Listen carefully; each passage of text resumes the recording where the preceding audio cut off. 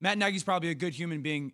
He should no longer be allowed to oversee the development of Justin Fields. That should happen immediately. Because yesterday is either about negligence or purposeful. It's either negligently, I don't know if that's a word, but with negligence, you can't build a game plan around that kid's skill set. It's either you are incapable of it. You've had 149 days since the moment you drafted Justin Fields to start to craft the game plan for when he was going to see the field. That's what you thought of? So you are either incapable, which means we got to move on from you, bud, or it was purposeful, that you had intent behind, I'm going to call the game this way. They didn't move him till the middle of the second quarter one time.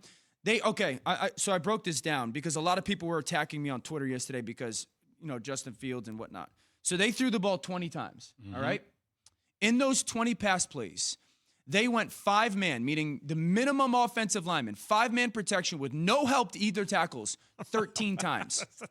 13 times. A terrible offensive line. So they didn't bring a tight end. Well, they didn't move him, so they didn't need to bring the tight end over. 13 times. Running back they went could chip it. Someone could do something. No help protection. 3 times they moved him outside the pocket, so that's 16. And then 3 times they went 6-man protection when they had some chips.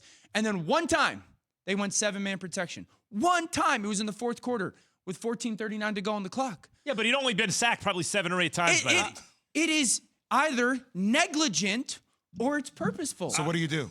Right now, if I'm the Bears, yes.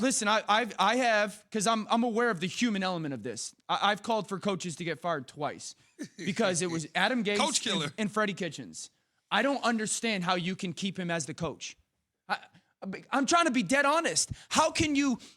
For me, it's either are you Jay, you had 149 days. This was the kid that you, Matt Nagy, said, I wanted to go. That was the guy that I wanted in the draft. Is he convincing you, Key? Is Dan convincing you that you got to get rid of Nagy now?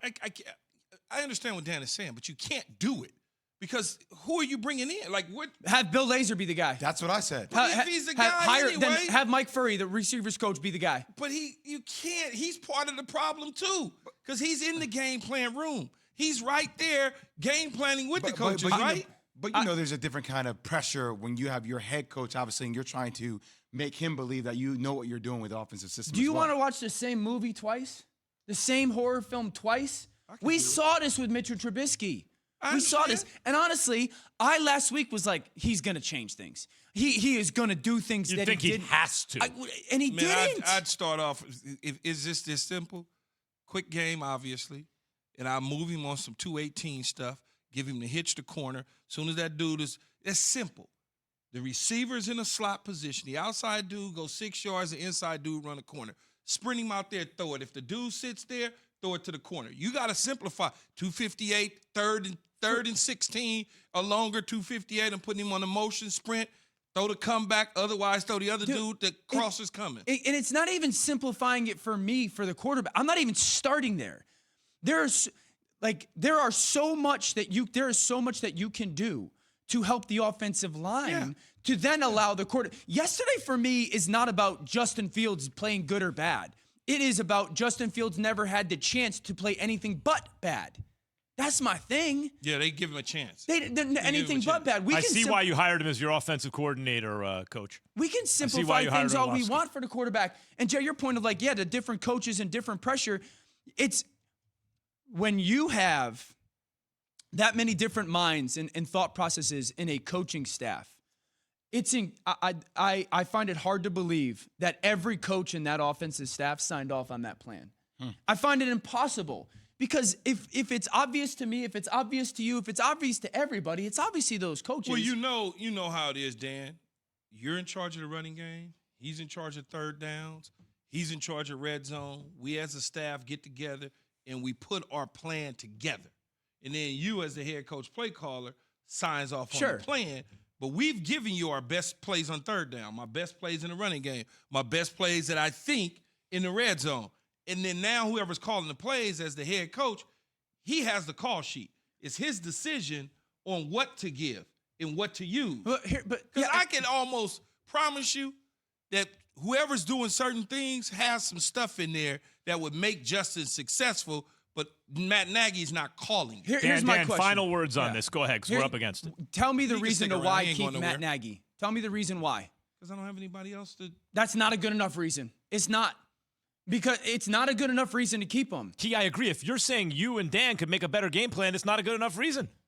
That's me and Dan, though. Them other dudes that's on his staff ain't me and Dan. It's not a good enough reason. We watched Adam Gase. We watched Freddie Kitchens. We're watching it right now with the Giants. It's not a good enough reason. You don't keep him just because it's the second time we have I just watched don't know who this. they have. Usually you have somebody you can go to. Have Like the Mike defensive coordinator be Patton, the Mike offensive Patton coordinator. is there. He's a former head coach. Like, who do you, I think at it just this shows stage us- of the season? It just shows a sign to your team that we have to change our way of thinking in order for us to move forward. I think it sends a huge sign to players and to the fans. I mean, there's got to be an over-under. Even Key, if you don't want to make the move now, there's got to be an over-under on sacks and yards that you set and then say, then we're going to do Guys, something. We're going to get sacked another 5, 6, 7 times. Max, he had 149 days to build this game plan. Thanks for watching ESPN on YouTube. For live streaming sports and premium content, subscribe to ESPN+.